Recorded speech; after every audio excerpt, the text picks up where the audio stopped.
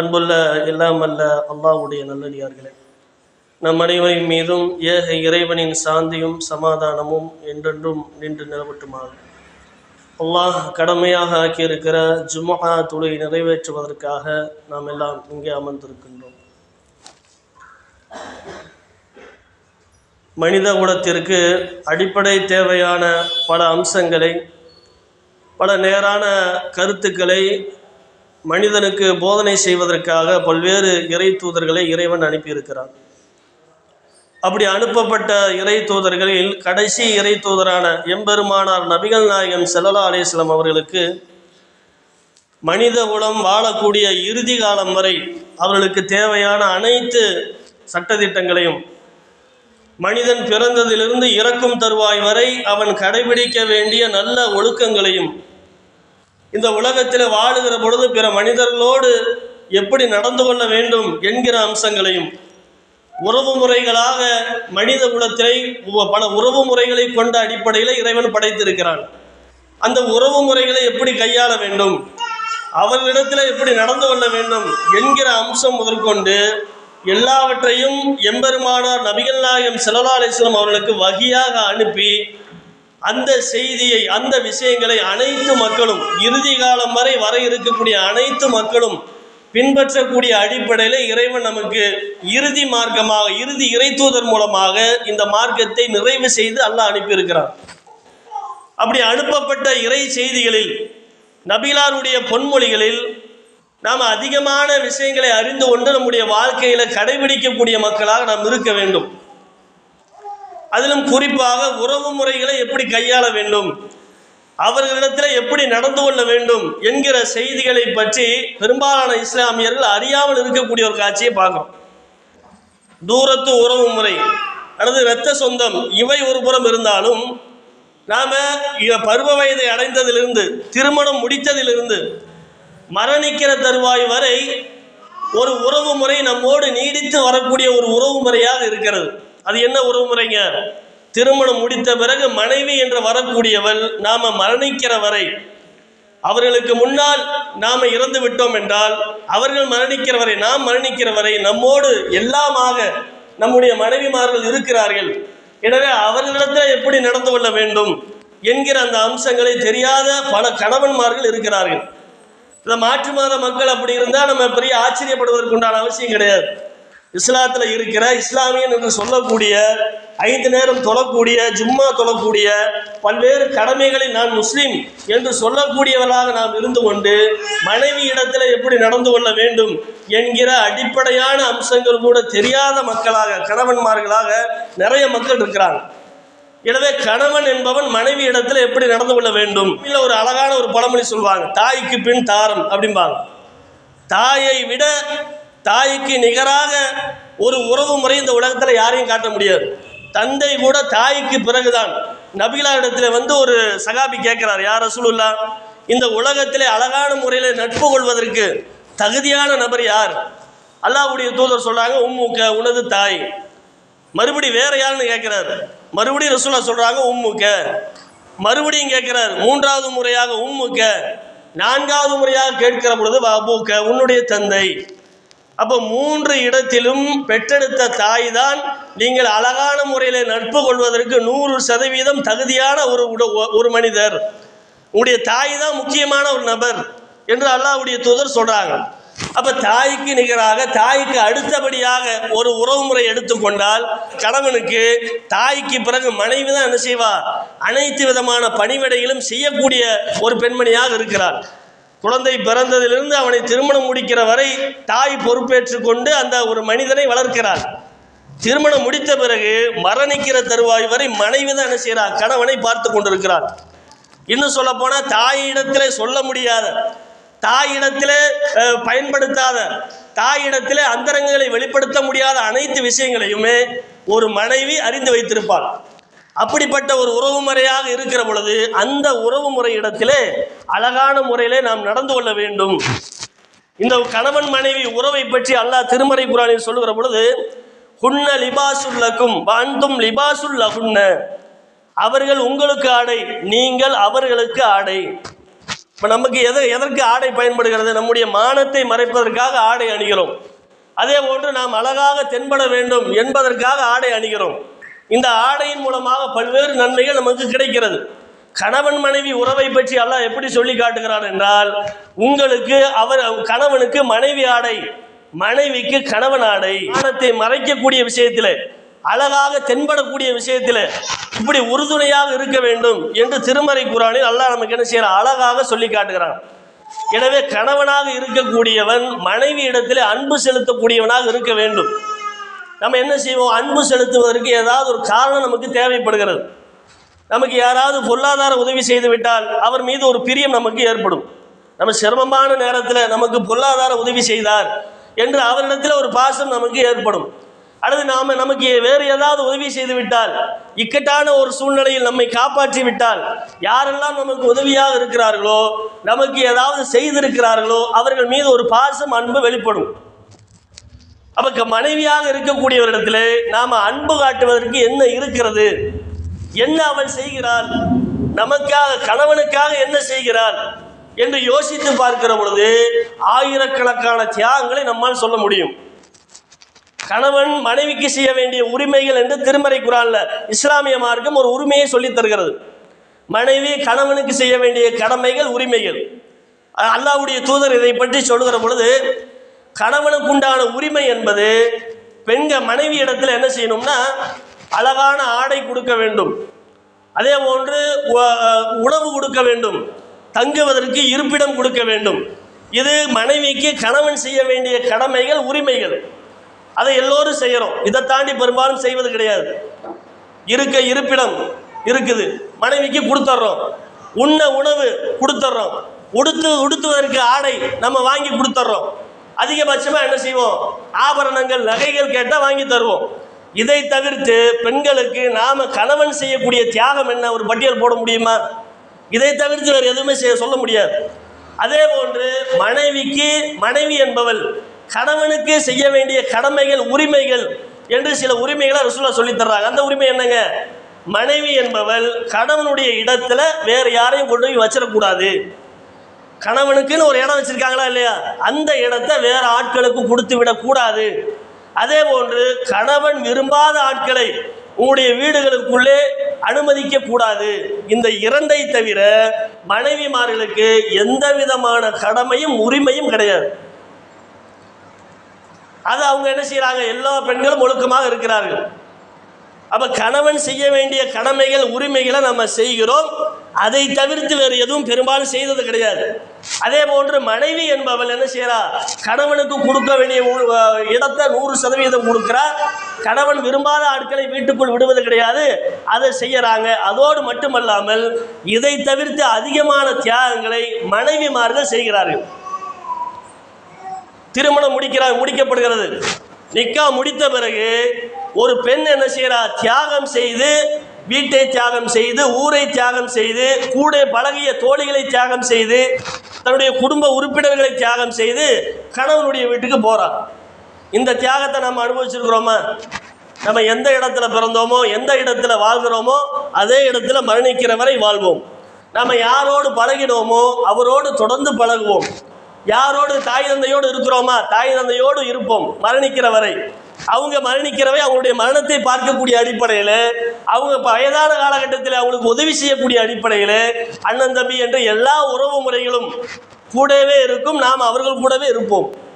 ஆனால் மனைவி என்பவள் என்ன செய்யறா? திருமணம் முடித்த பிறகு வேறு ஊர் 100 கிலோமீட்டர் தாண்டிய ஊரில் நிக்கா முடித்து என்ன செய்யறா? அதை தாண்டி தன்னுடைய ஊர், தன்னுடைய நண்பர்கள், தன்னுடைய தோழி அனைவரையும் தியாகம் செய்து கணவனுடைய குடும்பத்துக்கு வர்றான். இந்த தியாகத்தை நம்ம செய்யலை. ஆனால் இது தியாகம் என்று பெரும்பாலான கணவன்மார்களுக்கு தெரியாது. இதை தியாகம் நம்ம நினச்சி பார்த்துருப்போமா? திருமணம் முடிக்கிறது, வர்றாங்க, போகிறாங்க, அவ்வளோதான். அவங்க தியாகம் செய்து வந்திருக்கிற அந்த வழி நமக்கு தெரியாது. ஏன்னா நம்ம அனுபவிக்கல. இதோடு மட்டுமல்லாமல் ஒரு புது உறவு முறை. கணவன் என்பவன் புதிதாக பழக்கப்படக்கூடிய ஒருவன். ஆரம்பத்தில் பழக்கம் கிடையாது, உறவு முறை கிடையாது. ஏதோ ஒரு மனிதர் திருமணம் என்று முடித்து வைக்கிறார்கள். அந்த ஒப்பந்தத்தின் அடிப்படையில் மனைவி என்ன செய்யறா? கணவனுடைய வீட்டுக்கு போறான். பல கிலோமீட்டர், பல மைல் தாண்டி போறான். போனால் கணவனுடைய குடும்ப உறுப்பினர் அனைவரும் புதுசாக தான் தெரிவாங்க.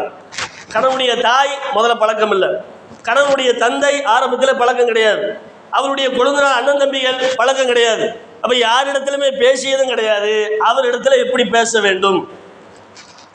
நம்ம வீட்டில் யதார்த்தமாக பேசுவாங்க. பெண்கள் என்ன செய்வாங்க, தன்னுடைய குடும்பத்தில் தாய் தந்தை மத்தியில் யதார்த்தமாக பேசுவாங்க, திட்டுவாங்க. அதெல்லாம் பெருசாக எடுத்துக்கொள்ள மாட்டார்கள். வேறொரு குடும்பத்திற்கு போன உடனே அவங்க செய்யக்கூடிய சின்ன சின்ன தவறுகள் கூட பெரிதாக என்ன செய்யப்படும், அந்த இடத்துல பேசப்படும்.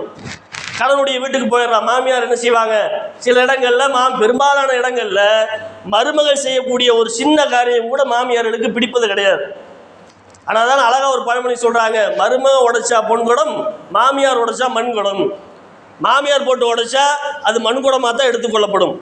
மருமக மண்குடத்தை போட்டு உடைச்சா கூட இப்படி போட்டு உடைச்சிட்டே அப்படின்னு என்ன செய்வாங்க, மிகப்பெரிய பேசு பொருளாக மாற்றி விடுவார்கள்.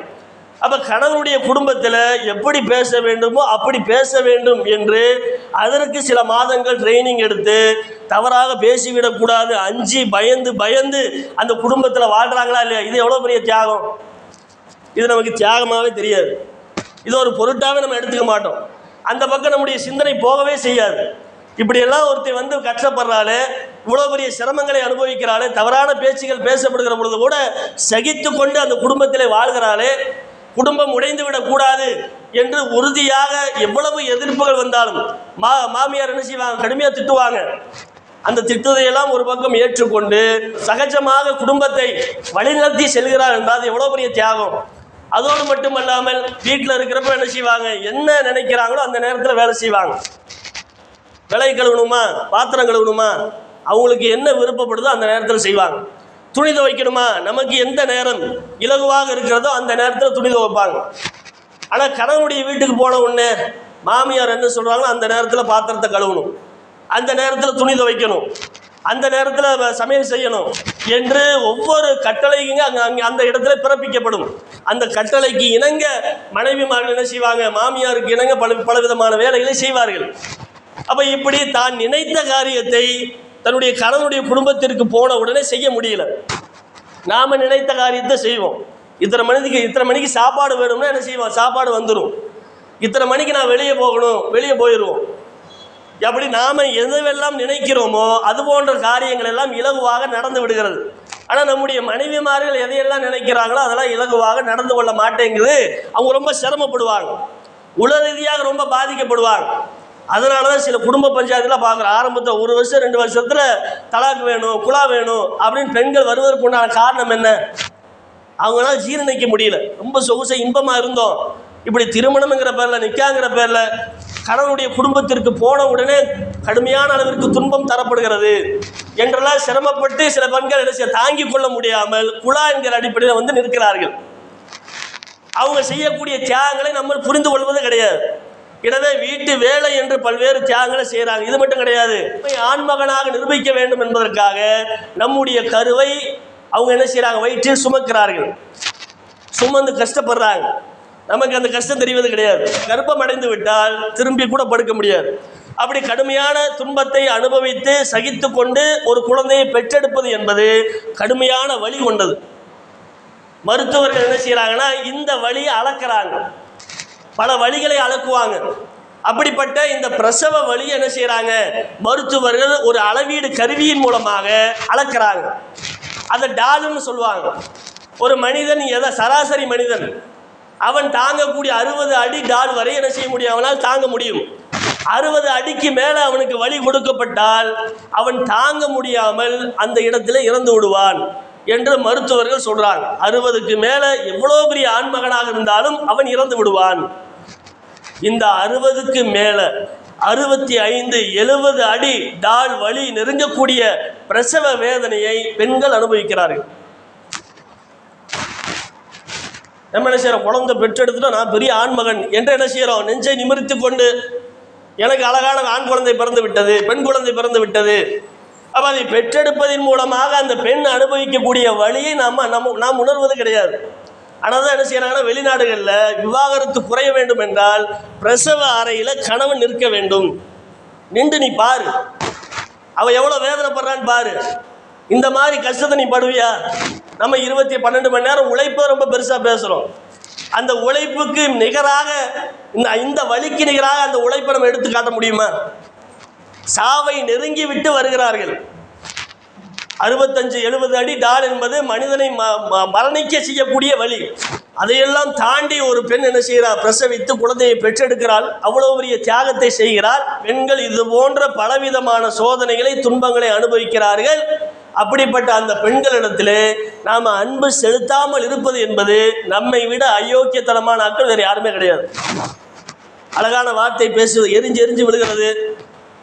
ஒரு நேரம் திட்டினாலும் மறுநேரம் அவங்கள அந்த சமாளிக்கக்கூடிய வேலை யாருமே செய்கிறது கிடையாது. அது என்னமோ அடிமைத்தனத்தை வெளிப்படுத்தக்கூடிய பெண்களாக அந்த பெண்கள் மாறிவிட்டார்கள். பெண்களை அடிமையாக கருதக்கூடிய ஆண்கள் பல ஆண்கள் இருக்கிறாங்க. இதை செஞ்சு வைக்கணும், அதை செய்யக்கூடாது, நான் என்ன சொன்னாலும் நீ கேட்கணும். அப்படி யாரும் கேட்பாங்களா? யோசிச்சு பாருங்க. நம்ம கேட்போமா? நாம் நினைக்கிறதே நம்ம செய்வது கிடையாது. நாம் இந்த இடத்துக்கு போகணும்னு நம்ம நினைப்போம், நம்ம போயிடுவோமா? அப்புறம் போலாம் தள்ளி போட்டுருவோம். அப்போ அந்த வேலை நாம் எதை நினைக்கிறோமோ அதை கூட முழுமையாக நாம் செய்யாமல் இருக்கும் பொழுது, ஒரு ஒப்பந்தத்தின் மூலமாக மனைவியாக நம்மிடத்தில் வந்தவள் நாம் சொல்லக்கூடிய அனைத்து கட்டளைகளுக்கும் அடிபணிய வேண்டும் என்று சொல்வது என்பது அவர்களை அடிமையாக நாம் பாவிக்கிறோம் என்பது தான் அர்த்தம். அது ஒரு மனுஷியை பார்ப்பது கிடையாது. எதை சொன்னால் நீ கண்டிப்பாக செய்தே ஆக வேண்டும். அப்போ இப்படிலாம் இருக்கிறாங்களா இல்லையா? நாம் நம்முடைய மனைவிமார்களை அன்பு செலுத்தக்கூடிய அடிப்படையில் வளர்க்க வேண்டும். அவங்களிடத்தில் அப்படிப்பட்ட பாசத்தை வெளிப்படுத்த வேண்டும். ஏன்னா அவங்க எல்லாவற்றையும் மறந்து, எல்லாவற்றையும் உதறி தள்ளிவிட்டு, எல்லா குடும்ப உறவுகளை எல்லாம் தள்ளிவிட்டு நம்மை நோக்கி வந்திருக்கிற பொழுது நாம் அவர்களுக்கு பாதுகாவலர்களாக, அன்பு செலுத்தக்கூடியவர்களாக நாம் இருக்க வேண்டும். இதில் சில பேர் என்ன செய்வாங்கன்னா, 2வது திருமணத்துக்கு ஆசைப்படுவாங்க. அது பெரும்பாலும் நம்ம சொல்லி ஆக வேண்டும். சபையில் மார்க்கத்தில் 2வது திருமணத்திற்கு அனுமதி இருக்கிறது. அனுமதி தான் இருக்க தவிர கட்டாய கடமை கிடையாது. நம்ம என்ன செய்வோம்? ஃபஜ்ர் தொழ மாட்டோம். காலையில் பின்னாடி வெயில் அடிக்கிற வரையும் தூங்குறது. 7 மணி 8 மணிக்கு எந்திரிச்சு என்ன செய்யறது? ஃபஜ்ர் தொழக்கூடிய மக்களை பார்க்குறோம். சில பேர் 5 நேரம் தொழாமல் இருக்கக்கூடிய மக்கள் பெரும்பாலான மக்கள் இருக்கிறாங்க. இப்படி கடமையான தொழுகைகளை நிறைவேற்றாமல், கடமையான வணக்கங்களை புரியாமல், சுன்னத்தான நபிகளாருடைய பல அமல்களை செய்யாமல், நான் சுன்னத்தான திருமணம் பண்ண போகிறேன். என்ன திருமணம்? 2வது திருமணம். 3 ரசூலா 4 திருமணத்துக்கு அனுமதி மார்க்கத்தில் இருக்கிறது. அந்த சுன்னத்தை நான் நடைமுறைப்படுத்த போகிறேன். எல்லா சுன்னத்தையும் ஓட்ட இருக்குது. எல்லா சுன்னத்தையும் செய்வது கிடையாது. ஆனால் எதுக்கு ஆசைப்படுவார்? 2வது திருமணத்துக்கு ஆசைப்படுவார். ஆனால் நம்ம என்ன செய்கிறோம்னா, நமக்காக நம்முடைய மனைவிமார்கள் இருக்கிற உரிமைகளை கடமைகளை தாண்டி அதிகமாக செய்கிற பொழுது அவர்களுக்காக நாம் என்ன செய்யலாம்? வேண்டாம், 2வது திருமணம் வேண்டாமே அப்படி ஒரு சிந்தனை வந்தாலும், எனக்கு முதல் மனைவியே போதும், அவள் எனக்காக எவ்வளோ தியாகம் பண்ணியிருக்கிறா, நாம் அவளுக்காக என்ன செய்வோம்? இந்த எண்ணத்தை குழி தோண்டி போச்சிருவோம். அவங்க எதை எதிர்பார்ப்பாங்க?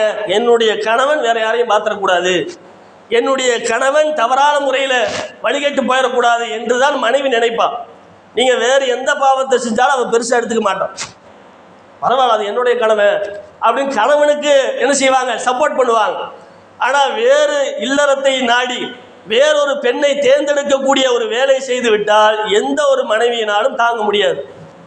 இந்த மார்க்க சட்டம் இருக்குது, அல்லாஹ் அனுமதி கொடுத்துருக்கிறானே, அல்லாஹ் கடமையாக்கியிருக்கான, அனுமதி கொடுத்துருக்கான், சரி எனக்காக நீ விட மாட்டேயா, நான் உனக்காக எவ்வளோ தியாகம் பண்ணியிருக்கிறேன்.